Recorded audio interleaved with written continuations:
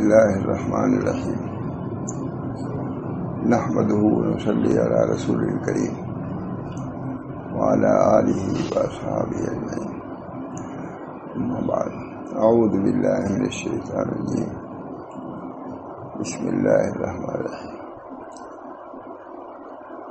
قال تعالی اتل ما اوحی من الکتاب صدق اللہ. ایک رسالہ ایک صاحب نے دیا تھا عشرۃ قواعد لتزکیۃ النفوس، 10 قاعدے ہیں جو نفوس کے تزکیے کے لیے مفید ہیں. یعنی ان 10 اصولوں کو عمل کرے تو نفوس کا تزکیہ یعنی اس کو پاکی حاصل ہو جائے گی. انبیاء کی بعثت کا اصل مقصد تزکیہ نفوس ہی ہے. یہ سب تلاوت جو بھی ہے وہ سب اسی کے لیے دینا ہے، ذریعہ ہے. 10 اصول کو انہوں نے متعین کیا. وہ 13 سالہ تھا، ہم نے اس کو بڑھا کے اتنا کر دیا. تو خیال ہوا اس رسالے سے پہلے تو سنا چکا ہے، 1-2 پہلے اس کو سنا رہا ہوں. تیسرا قاعدہ تزکیہ نفوس کے لیے جو اعمال ہیں، جو وظائف ہیں، ان میں کہ تیسرا قاعدہ کیا ہے؟ تلاوت قرآن پاک. نفوس کے تزکیے کے لیے کلام پاک کی تلاوت بہت ضروری ہے. هو الذی بعث فی الامیین رسولا منہم یتلو علیہم آیاتہ ویزکیہم ویعلمہم الکتاب والحکمۃ. اللہ تعالیٰ نے خود فرمایا لقد من اللہ علی المؤمنین اذ بعث فیہم رسولا منہم رسولا من انفسہم یتلو علیہم آیاتہ ویزکیہم ویعلمہم الکتاب والحکمۃ. حقیقت میں اللہ تعالیٰ نے مسلمانوں پر احسان عظیم کیا ہے. حقیقت میں اللہ تعالیٰ نے مسلمانوں پر یہ احسان عظیم فرمایا ہے جبکہ ان میں انہی کے جن سے ایک ایسے پیغمبر کو بھیجا کہ وہ ان لوگوں کو اللہ تعالیٰ کی آیتیں پڑھ پڑھ کر سناتے ہیں. احسان عظیم. خود نبی اکرم صلی اللہ علیہ وسلم کی بعثت یہ احسان عظیم ہے کہ قرآن پاک کر لے کے آنا یہ دوسرا احسان عظیم ہے. حقیقت میں اللہ تعالیٰ نے مسلمانوں پر احسان عظیم فرمایا ہے جبکہ ان میں انہی کے جن سے ایک ایسے پیغمبر کو بھیجا کہ وہ ان لوگوں کو اللہ تعالیٰ کی آیتیں پڑھ پڑھ کر سناتے ہیں اور ان لوگوں کی صفائی کرتے رہتے ہیں. قلوب کے نفوس کی صفائی ستھرائی کرتے رہتے ہیں. یہ بھی ایک کام، صرف یہی نہیں کہ تلاوت کرتے ہیں بلکہ یہ کام بھی رہتا ہے نفوس کے تزکیہ. تلاوت کا مقصد بھی یہی ہے کہ نفوس کا تزکیہ ہو. آج دیکھیے مسلمانوں کے حالات کیا ہے. طبیعت بہت نگران ہے. حالات اپنے لوگوں سے سب ضرر پہنچ رہا ہے، پورے محلے کو، پورے شہر کو، پورے ملک. اپنے لوگ مخبری کرتے ہیں، اپنے لوگ چیزیں کرتے ہیں. کتنے لوگوں کے مکانات گرنے کے قریب ہیں. اللہ تعالیٰ ہم سب لوگوں کو نفوس کے تزکیے سے بلکہ سارے مسلمانوں کو اس کی طرح متوجہ فرمائے. بہت سے جو برائیاں ہو رہی ہیں وہ صاحب اسی نفوس کے تزکیے کی نہ ہونے کی وجہ سے. منافق کی علامت 3 ہے. اذا وعد وإذا، جب بات کرے تو جھوٹ کرے بولے. وإذا تومنا خانہ، جو امانت رکھے یا خیانت کرے. وإذا وعد اخلف، یہ ہے نا کہ ظاہر ہے کہ یہ خصلتیں ایسی ہیں جو تزکیہ کے بالکل خلاف ہیں. یہ تو مومنین میں عام طور سے یہ خصلتیں نہیں ہونی چاہیے.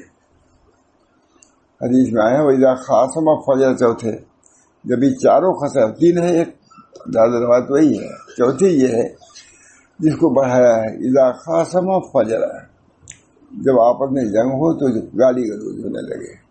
یہ خاص منافقین کی علامت ہے. یہ منافق خالص ہے. وَإِنْ صَامَ وَصَلَّى، اگرچہ نماز و روزہ کرے یہ حدیث بہت مشکل ہوئی ہے علماء پر. حضور صلی اللہ علیہ وسلم فرماتے ہیں کہ جس کے اندر یہ خصلتیں ہیں وہ منافق خالص یعنی اصلی منافق ہے. اب یہ ہوتا ہے کہ بہت سے مسلمانوں میں یہ خصلتیں موجود ہیں تو اس کی تعویل کیا ہے. حضرت ہمارے برابر اسی کی شرح کرتے رہے زندگی میں. مطلب یہ کہ مثل منافق خارج کا ہوگا, منافق خارج نہیں ہوگا. مثل باری یہ خصلتیں ایسی ہیں جو قلوب کو نفوس کو گندا کر دیتی ہے. اللہ تعالی ہمارے قلوب کو صاف فرمائے. عام طور سے ابتلا ہے عوام میں بھی اور خواص میں بھی. میں نے اسی حدیث پہ بیان کیا. کینیڈا میں بہت تھے لوگ علماء جیسا بڑے ہی لوگ تھے. میں نے اس حدیث تو میرے دل میں آیا کہ نفاق وغیرہ کی بحث میں کر رہا ہوں, جھوٹ کی اور وعدہ خلافی کی, تو یہ سب کیا کہیں گے, بڑے لوگ ہیں, سب پڑھے لوگ. تو ہم نے کہا ہے تو ایک بار عبداللہ کاپودی تھے, بہت بڑے عالم گجرات کے. انہوں نے کہا مولانا بہت عمدہ بیان کیا آپ نے. میں کہا یا اللہ میں تو سمجھ رہا تھا کہ آج یہ لوگ کہیں گے کیا نفاق کی بحث کرنا میں چھوڑ دیا. تو معلوم ہوا کہ اسی میں تو ابتدا ہی ہے, ہندوستانی کے لیے تو نہیں مبتلا ہے عام طور سے. اللہ تعالیٰ ان خصال بد سے ہم مسلمانوں کو تو بچائے.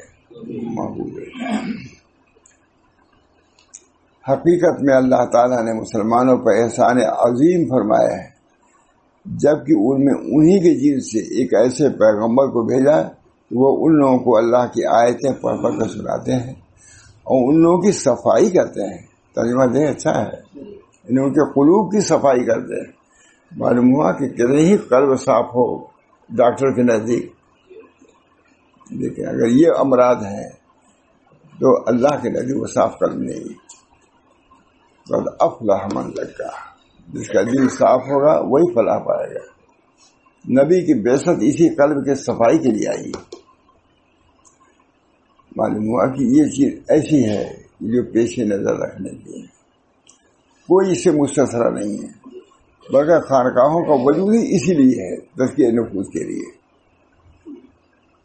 ماں کی گود ابتدائی تعلیم گاہ, مدرسہ ابتدائی تعلیم گاہ, اور یہ انتہائی تعلیم گاہ خانقاہ ہیں. اس لیے کہا ہوتا ہے ہونا چاہیے, نہ ہوتا ہو تو نہ ہونا چاہیے. اور ان لوگوں کو صفائی کرتے رہتے ہیں, کتاب و فہم کی باتیں بدلاتے ہیں. ماتھانی تجربہ کر رہے ہیں, کتاب و فہم کی باتیں بدلاتے رہتے ہیں. انبیاء علیہ السلام تلاوت کرتے ہیں, نفوس کا تزکیہ کرتے ہیں, اور کتاب کی فہم کی باتیں بدلاتے رہتے ہیں, حکمت کی باتیں. چنانچہ جن چیزوں سے نفس کا تزکیہ ہوتا ہے ان میں سب سے عظیم چیز قرآن کریم ہے. مصنف لکھ رہے ہیں چنانچہ جن چیزوں سے نفس کا تزکیہ ہوتا ہے ان میں سب سے عظیم چیز قرآن کریم ہے جو تزکیہ کی کتاب ہے. یہ کتاب ہی تزکیہ ہے, کتاب تزکیہ ہے قرآن پاک. اس کا منبع سرچشمہ اس کی اصل ہے, کتاب ہی اصل ہے. بہت اچھا لکھا ہوا ہے, مختصر لکھا ہے, بہت مزہ لکھا ہے. اس کا منبع سرچشمہ اور اس کی اصل کیا ہے قرآن پاک. بار بار قد افلح من زکاہا, قد افلح من تزکا. آگے یہ آیتیں ہیں. نبی کی بعثت یہاں بھی ہے اور وہ تو ہے سورہ جمعہ میں. هو الذی بعث فی الامیین رسولا منہم یتلو علیہم آیاتہ ویزکیہم ویعلمہم الکتاب والحکمہ وان کانوا من قبل لفی ضلال مبین. کھلی گمراہی میں تھے, نبی نے آ کر کے اپنی تلاوت کے ذریعے سے ان کے قلوب کو صاف کر دیا.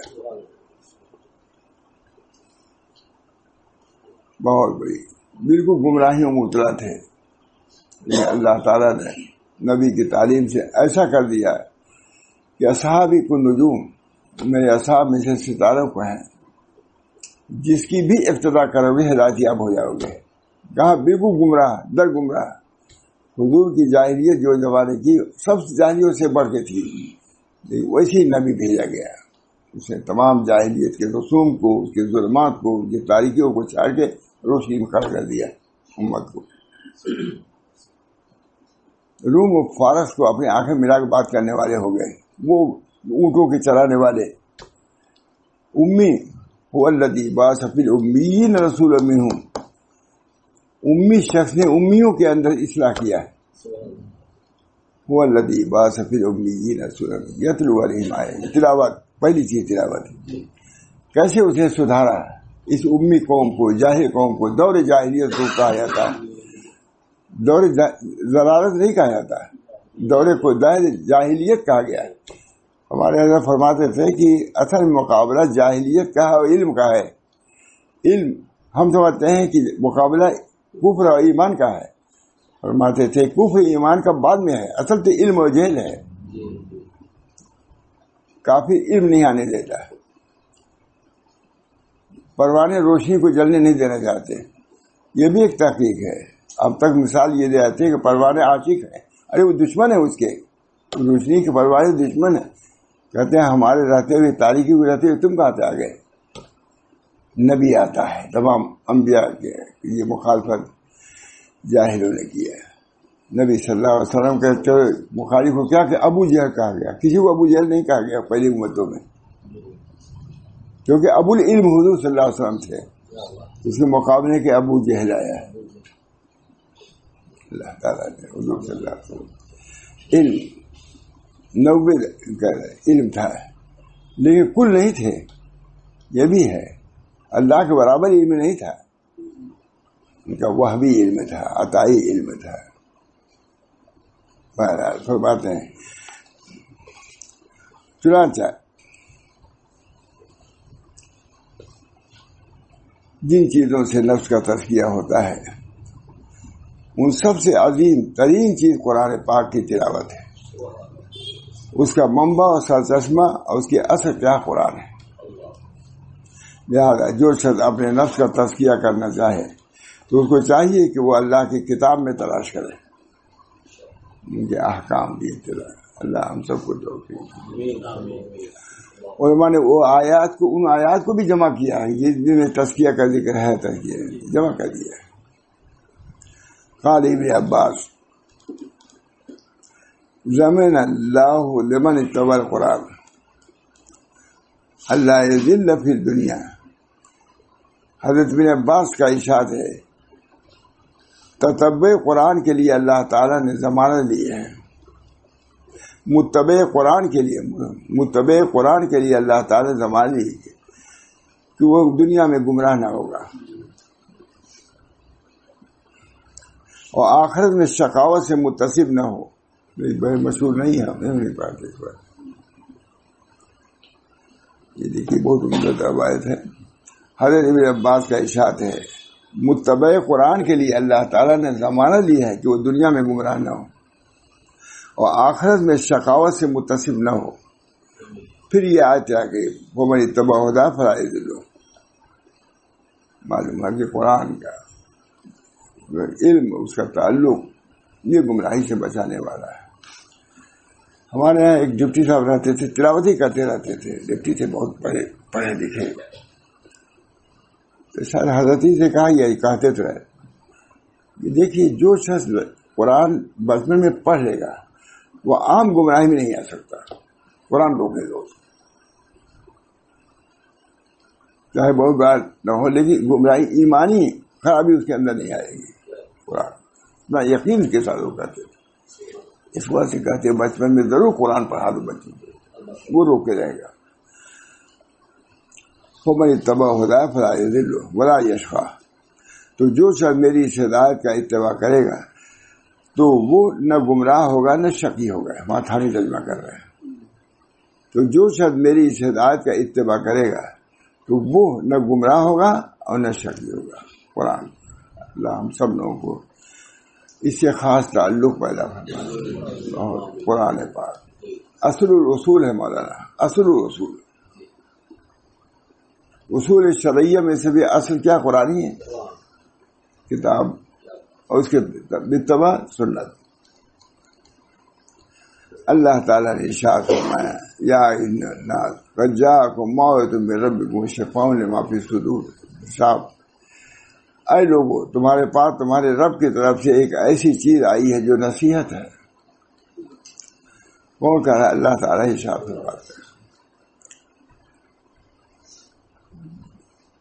اے لوگوں تمہارے پاس تمہارے رب کی طرف سے ایک ایسی چیز آئی ہے جو نصیحت ہے، اور دلوں میں جو روگ ہیں ان کے لیے شفا ہے، اور رہنمائی کرنے والی ہے، اور رحمت ہے ایمان والوں کے لیے. بیارو قرآن کا ترجمہ. اے لوگوں تمہارے پاس تمہارے رب کی طرف سے ایک ایسی چیز آئی ہے جو نصیحت ہے، اور دلوں میں جو روگ ہیں ان کے لیے شفا ہے، اور رہنمائی کرنے والی ہے، اور رحمت ہے ایمان والوں کے لیے. قرآن پاک. بوٹا سوال تھے ابھی خود بیان کیا. یہ روس گئے تھے کہیں، ایک عورت نے ایک قرآن شریف لیا، کہا میں 70 سال سے یہاں رکھے ہوئے ہیں، اس کو کمیونسٹوں کے ہاتھ میں نہیں جانے دیا. میں نے بوٹا سے پوچھا یہ بیٹا یہ امانت ہے لے لو. 70 سال سے قرآن سینے سے لگائے ہوئے. کمیونزم جب آیا ہے تو قرآن کو تم کو ختم ہی کر دیا، اور قرآن والوں کو ختم کیا. دیکھو بوڑھی عورت سے. قال ابن قیم القرآن هو شفاء التام من جمیع الادواء قلبیت والبدنیت وادواء الدنیا. اچھا دیکھیے یہ بھی ہے. علامہ ابن قیم نے فرمایا کہ قرآن شفا ہے تمام بیماریوں کے لیے، خواہ قلبی ہوں یا بدنی ہوں، دنیاوی ہوں یا اخروی ہوں. بہت سے علماء یہی کہتے ہیں، اسی سے علاج ہی کرتے تھے قرآن سے. یہ بھی معلوم ہے، وہ بھی علامہ ابن قیم لکھ رہا ہے. یہ لوگ سب مخالفین چیز ہو گئے. بہت علامہ ابن قیم ابن تیمیہ بھی کہ لے آئیں گے کہ ہمارے شیخ بھی متقی تھے اس کے، ضرور کہتے ہیں. ماتھانی نے کہا کہ اندازہ ہوتا ہے کہ علامہ ابن قیم نے مقامات سلوک بالترتیب طے کیا ہے. اللہ نہیں کہتے ہیں کہ میرے استاد نے کیا میں مانتا ہوں. شاگرد کی بات پر ہم ابن قیم کہتے ہیں ابن تیمیہ نے بھی طے کیا ہے، میں اس کو تسلیم کرتا ہوں. کتنی عمدہ بات ہے. علامہ ابن قیم نے فرمایا ہے کہ قرآن شفاء تام ہے تمام بیماریوں کے لیے، خواہ قلبی ہوں یا بدنی ہوں یا دنیوی ہوں یا اخروی ہوں. نیز اللہ تعالیٰ نے ارشاد فرمایا الذین آتیناہم الکتاب یتلونہ حق تلاوتہ اولئک یؤمنون بہ. جن لوگوں کو ہم نے کتاب دی ہے بشرطے کہ وہ اس کی تلاوت کرتے رہے جس طریقے سے تلاوت کا حق ہے، ایسے لوگ اس میں ایمان لے آتے ہیں. ایسے لوگ اس میں ایمان لاتے ہیں جو تلاوت. حق کی تلاوت کا مطلب یہ ہے کہ اس کو پڑھا جائے، حفظ کیا جائے، اس کو سمجھا جائے، اس میں تدبر کیا جائے، اس پر عمل کیا جائے. اسی طرح صحابہ کرام تابعین سے تفسیر بیان کی. حق کی تلاوت کا مطلب یہ ہے. حق کی تلاوت کا مطلب یہ ہے کہ اس کو پڑھا جائے، حفظ کیا جائے، اس کو سمجھا جائے، اس میں تدبر کیا جائے، اس پر عمل کیا جائے. اسی طرح صحابہ کرام اور تابعین نے تفسیر بیان کی حق کی تلاوت کی. اتنی بڑی بات کتنے لوگوں کو معلوم ہے. بہت جامع کتاب ہے مانا. 10 میں سب کچھ بیان کر دیا. اس شخص عالم ہے. قال ابن مسعود کان رجل منا اذا تعلم 10 آیات لم یجاوزهن حتى يعرف معانیهن والعمل به. حضرت عبداللہ ابن مسعود نے فرمایا کہ ہمیں کا کوئی جب 10 آیات سیکھ لیتا تو جب تک اس کے معنی سمجھ نہیں لیتا اور اس پر عمل کرنے لیتا آگے نہ بڑھتا. یہ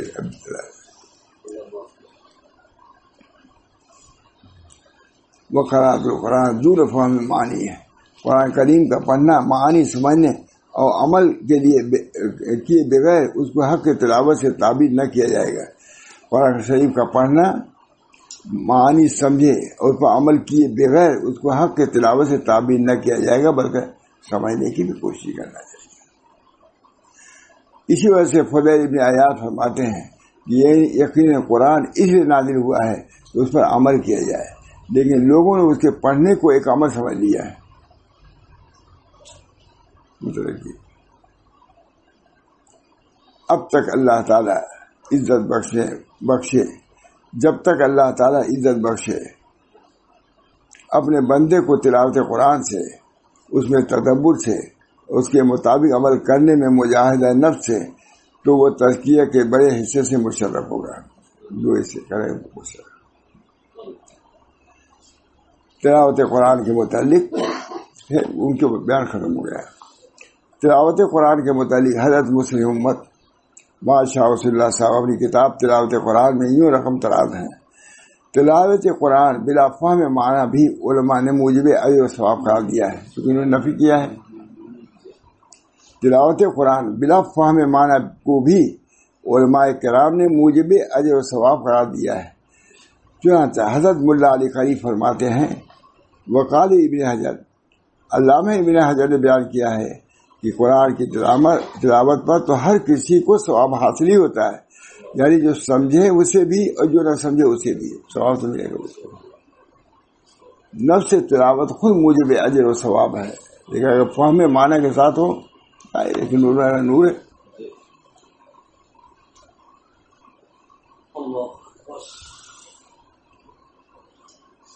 یعنی جو سمجھے اسے بھی یا جو نہ سمجھے اسے بھی، کیونکہ وہ قرآن کے الفاظ تو زبان سے ادا کر ہی رہا ہے اور اس کا تلفظ خود عبادت ہے۔ قرآن کا تلفظ خود عبادت ہے، بخلاف قرآن کے علاوہ دوسرے اذکار کے یہ کسی درجے کا ہو، مگر یہ بات قابل غور ہے، اور دوسرے میں یہ بات نہیں، قرآن میں ہے یہ بات۔ کیونکہ عام اذکار پر بلا فہم ثواب کی نفلی کرنے کے لیے کتاب و سنت سے کوئی نص نہیں ہے۔ عام اذکار کو سمجھ ہی پڑھنا چاہیے، لیکن تلاوت قرآن کے بارے میں پڑھو، خود تلفظ اس کا موجب اجر و ثواب ہے، بلا سمجھے تفاوت۔ اگرچہ قرآن وغیرہ قرآن میں اور سمجھ کر پڑھنے اور بلا سمجھے پڑھنے کے اعتبار سے ثواب میں کمی ذاتی ضرور ہے، مگر ہے بغیر سمجھے بھی پڑھنے سے ثواب ملے گا، لیکن جو سمجھ کے پڑھ رہا ہے ظاہر ہے کہ اس کا ثواب زیادہ ہوگا۔ علامہ ابن حجر، سب علماء کی روایتیں ہیں، علامہ ابن حجر بہت ہی محقق شخص ہیں۔ علماء ان کے اقوال کو سند بناتے ہیں اور ان کو اپنی کتابوں میں نقل کرتے ہیں، جیسا کہ ملا علی قاری نے نقل فرمایا ہے، اور اس پر کچھ نقص بھی وارد نہیں فرمایا ہے، ورنہ تو عموماً ان کے اقوال کو رد کر دیتے ہیں، لیکن اس کو نے رد کیا ہے نہیں۔ تلاوت قرآن بلا فہم معنی بھی مفید ہے، اس پر رد نہیں کیا، مگر اس قول کو سالم رکھا۔ اس سے معلوم ہوا کہ ملا علی قاری کو بھی یہی رائے ہے کہ نفس تلاوت کلام اللہ سے ثواب ملتا ہے، وہ فہم معنی پر منحصر نہیں، موقوف نہیں، اگرچہ بلا سمجھ ہو۔ ہاں یہ بات دوسری ہے، کہ سمجھ کر تلاوت کرنے میں ثواب زیادہ ملے گا، مگر نفس ثواب کا انکار کب جائز ہو سکتا ہے؟ نفس ثواب تو اسے بھی ملے گا، لیکن ظاہر بات ہے کہ جو سمجھ کے پڑھا ہو گیا ہے تلاوت کا بیان۔ اب چوتھا بیان وہ کو سنائی دیتا ہوں۔ چوتھا قاعدہ حضور صلی اللہ علیہ وسلم کے اسوہ کو راہبر بنانا ہے، تلاوت کلام اللہ۔ تیسری چیز کیا ہے؟ حضور کے اسوہ کو، حضور کے طریقے کو قابل اقتداء سمجھ کر اس کی اقتداء کرنا، یہ چوتھا ضرور کرنا چاہیے۔ اللہ ہم سب کو توفیق دے۔ اور اللہ تعالیٰ ارشاد فرماتے ہیں، لقد كان لكم في رسول الله أسوة حسنة لمن كان يرجو الله واليوم الآخر وذكر الله كثيرا۔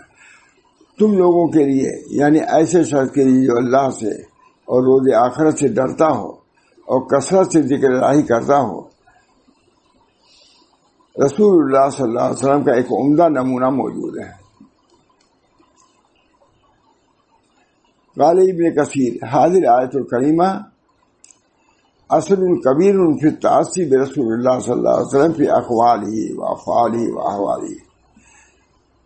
حضور صلی اللہ علیہ وسلم کا عمدہ نمونہ ابن کثیر نے کہا ہے کہ یہ آیت کریمہ نبی کریم صلی اللہ علیہ وسلم کے اقوال میں، افعال میں احوال میں آپ کی ذات کو اسوہ کے طور پر بنانے کی بابت اصل و رسول کی حیثیت رکھتی ہے.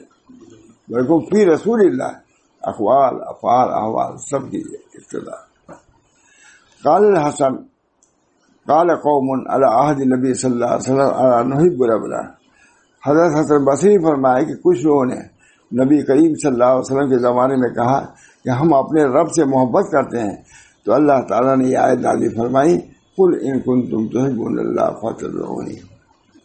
تو یہ محبت کافی نہیں ہے، بلکہ ہمارے رسول کی اتباع کرو. کتنا بڑھایا ہے، اپنے صفات بھی بیان فرمائے، اپنے احکام بھی اللہ نے بیان فرمائے. خود رسول اللہ صلی اللہ علیہ وسلم کی معرفت کرائی، پورے قرآن میں حضور کی معرفت کرائی ہے. آپ فرما دیجیے کہ اگر تم اللہ سے محبت رکھتے ہو تو تم لوگ میری اتباع کرو، اللہ تعالیٰ تم سے محبت فرمانے لگے گا. لہذا رسول اللہ صلی اللہ علیہ وسلم کی اتباع اور آپ کو اپنے لیے اسوہ بنانا یہ اللہ تعالیٰ سے سچی محبت کی دلیل ہے. اسی کہ نبی اکرم صلی اللہ علیہ وسلم کی اتباع و اقتداء اور آپ کے سیدھے راستے پر چلنا ہی اصل و عین تزکیہ ہے. چلنا ہی یہی تزکیہ ہے، اور تزکیہ تک پہنچنا ممکن ہی نہیں بغیر ان چیزوں کو جن کو لے کے نبی کریم صلی اللہ علیہ وسلم تشریف لائے ہیں. ہر زمانے میں ائمہ ضلال ایسے غلط طریقے ایجاد کرتے رہے ہیں جو گمراہ لوگ کی سنت کے خلاف ہو. ہر زمانے میں ائمہ ضلال ایسے غلط طریقے ایجاد کرتے ہیں جن کے بارے میں یہ دعویٰ ہوتا ہے کہ یہ طریقے نفوذ کا تزکیہ کرتے ہیں اور دلوں کو مہذب بناتے ہیں، اللہ تعالیٰ سے تعلق کو مضبوط کرتے ہیں وغیرہ وغیرہ. ایسے ائمہ ضلال لوگوں کی جماعت سے الگ رہو، یہ غلط جھوٹے ہیں لوگ. ایسی لوگوں کی جماعت سے الگ رہ کر تاریک جگہوں میں خلوت نشینی کی تاکید کرتے ہیں. فرماتے ہیں ایسے ائمہ ضلال لوگوں کی جماعت سے الگ رہ کر جماعت سے الگ ہو، اندھیری کوٹھی میں چلے جاؤ. پہلے رہا ہوگا، اب تو یہ بھی بہت کمی ہے. ایسے ائمہ ضلال لوگوں کو جماعت سے الگ رکھ کر تاریک جگہوں میں خلوت نشینی کی تاکید کرتے ہیں، اور ہر وہ مخصوص و متعین الفاظ کے ورد کی وصیت کرتے ہیں، اور یہ خیال کرتے ہیں کہ ان چیزوں سے نفوذ کا تزکیہ ہوگا، تہذیب و تربیت ہوگی وغیرہ وغیرہ. مگر یہ سب باطل دعوے ہیں. غیر شرعی چیز سے تزکیہ نہیں ہو سکتا. لیکن وہ لوگ تاریکی میں بیٹھاتے ہیں، ایسے وضاحت بتاتے ہیں جو کتاب و سنت سے ثابت بھی نہیں ہوتے.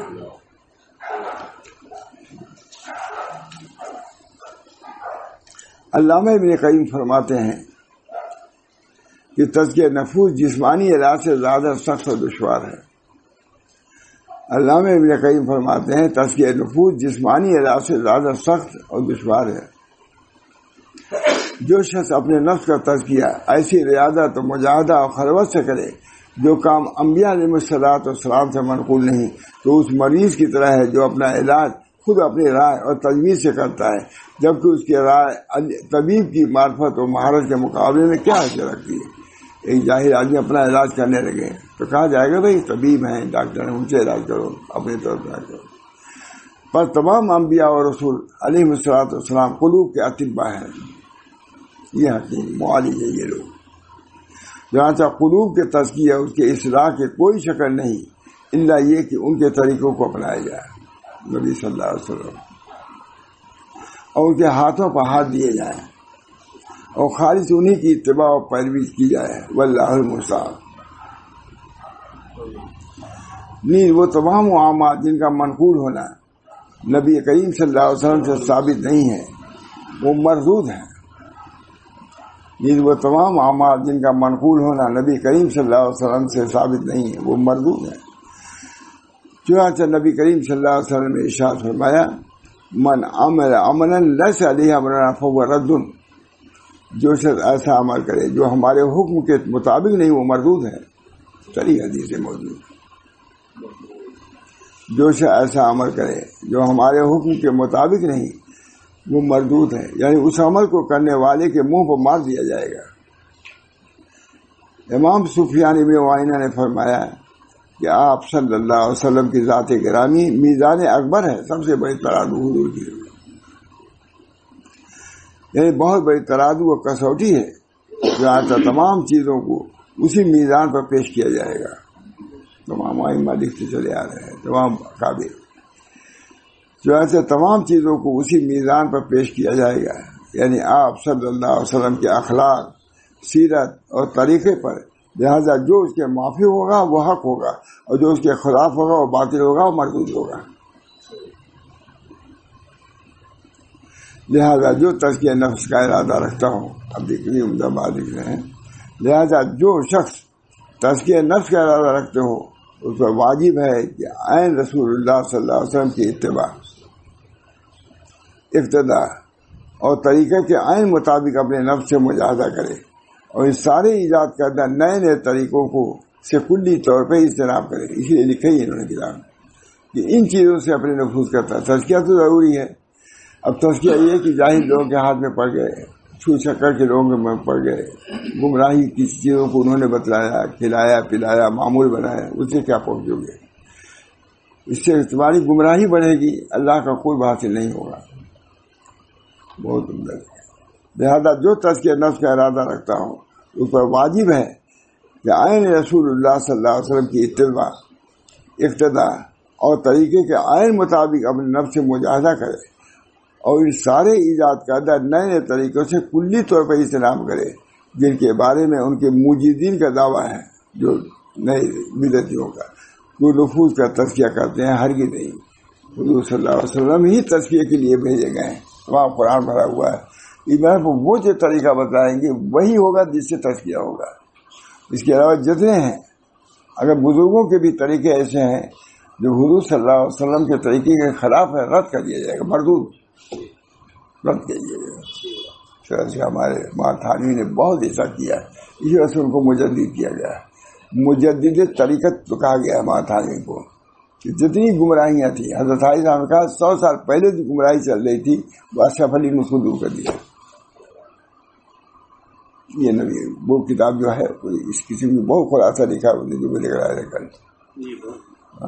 اللہ تعالیٰ نے حضرت تھانوی کو ایک خاص منصب عطا فرمایا تھا. تجدیدی چیزیں ہر چیز میں ہے. دیکھا کوئی دیکھا آپ نے کل ایک چیز ہے اور پر قید لگا دیا، بس اعتماد سب کو علم ہو جاتا ہے، اطمینان بھی ہو جاتا ہے.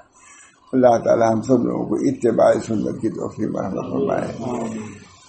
تلاوت کلام اللہ کہتے ہیں، اس کی بھی توفیق دے. کم سے کم ایک پارہ تو پڑھنا ہی چاہیے. مشغولیت سبھی کو مولانا، ہم لوگ مشغولیت ہے. مشغولیت کیا ہے؟ لیکن تلاوت سے غافل نہیں ہونا چاہیے. آپ ماشاء اللہ جا کے تلاوت کرنے ہم کو بہت پسند آتا ہے. بیٹھے بیٹھے کر لو. ایک پارہ تو عام لوگوں کو پڑھ ہی لینا چاہیے. 2 مہینے میں لکھا ہے اتقان کتاب ہے، یہ کم سے کم 2 مہینے میں ختم ہونا چاہیے. اس میں بھی تب بھی تو آدھا پارہ ہوا. اللہ براہ راست تلاوت، بلکہ معنی مطالب میں نہ سمجھو، اس میں صرف تلاوت، الفاظ کی تلاوت کرو. اگر فرماتے تھے تلاوت کرو، معنی سمجھنے کے دوسرا وقت نکال لو. اللہ تعالیٰ ہم سب لوگوں کو یہ اصول تزکیہ جو لکھا ہے انہوں نے 3 سنایا، ہم نے 3 یا 4. دعا کیجیے 10 کو عمل ہونے لگے، اور زندگی کا حاصل جو ہے وہ کیا تزکیہ لفظ. اللہ کے پاک صاف ہو کر کے جاؤ، رب کو پہچان کے جاؤ، دین کو پہچان کے جاؤ. آپ کو معلوم ہے پہچان کے جونپور میں گیا تھا، حضرت جی بھی آئے تھے، بہت بڑا مجمع تھا. انہوں نے مجھے بالکل یاد، مطلب آپ بھی تھے شاید، کہا پورے اس چلت پھرت کا حاصل یہ ہے، چلت پھرت کا حاصل یہ ہے کہ قبر میں 3 سوال جو ہوں گے اس کا جواب تیار کر لو. یہ سب چلت پھرت جتنا ہے، اصل چیز سے بعد میں غفلت ہو جاتی ہے. بہت سی چیزیں ایسی آتی ہیں فروع میں پڑھ کے اصل کو واسطہ بفرق، یعنی اصل سے غافل اور فروع میں پڑ جاتے ہیں. فروع تم کو نہیں پہنچائیں گے، جڑ پکڑو گے تب جاؤ گے، اور اوپر ٹہنی پکڑ بچھا ہے تو اسے ٹوٹ گی جائے گی. اللہ تعالی ہم سب لوگوں کو ان اصول کے مطابق عمل کی توفیق دے. یوں دعا تو کرنی چاہیے، اللہم آت نفسی تقواہا. حضور صلی اللہ علیہ وسلم دعا فرما رہے ہیں، اللہم آت نفسی تقواہا وزکھا انت خیر من زکھاہا. انت ولیھا، جو بھی ایک نبی صلی اللہ علیہ وسلم جو بھی وہ مزکا ہے، مزکی بنا کے بھیجے گئے تو مزکا تو ہیں آپ، لیکن اس کے باوجود حضور کو دعا فرما رہے ہیں، اللہ آپ کہہ رہے ہیں ہم مزکا ہے، لیکن ہم تو دعا بھی تزکیہ کی کیے جائیں گے۔ حضور فرما رہے ہیں اللہم آت نفسی تقواہا وزکھا انت خیر من زکاہا انت علی ولیھا و مولاھا۔ ہم صاحب نفس ہیں، آپ ولی نفس ہیں،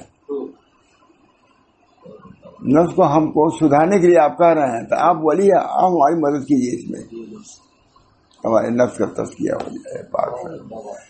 اگر یہ چیز آدمی نے کر لیا پھر اسے نہیں پوچھا جائے گا دنیا میں تم نے کیا کیا ہے۔ اللہ ہم سب لوگوں کو کمیاں ہیں، مجھ سے بہت کمیاں ہیں، بہت کمیاں، خواص میں بھی کمیاں ہیں، اس کی طرف عام طور سے توجہ نہیں، تزکیہ نفس۔ تھالی کا ہے کام بہت آب و تاب سے ہوا، اللہ کا شکر ہے۔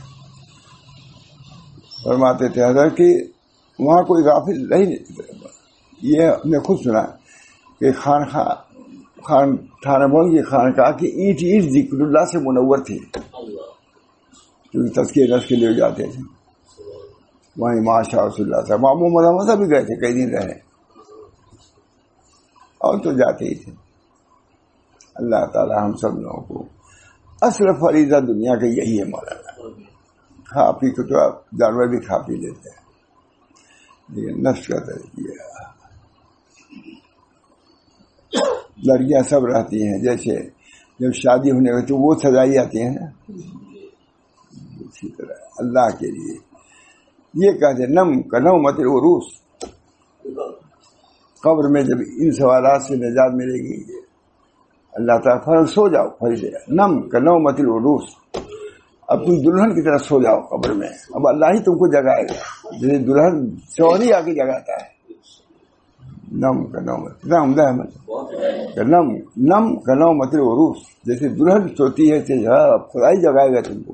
بات ہو گئے 3 سوال میں پاس۔ من ربوں کا، تمہارا رب کون ہے؟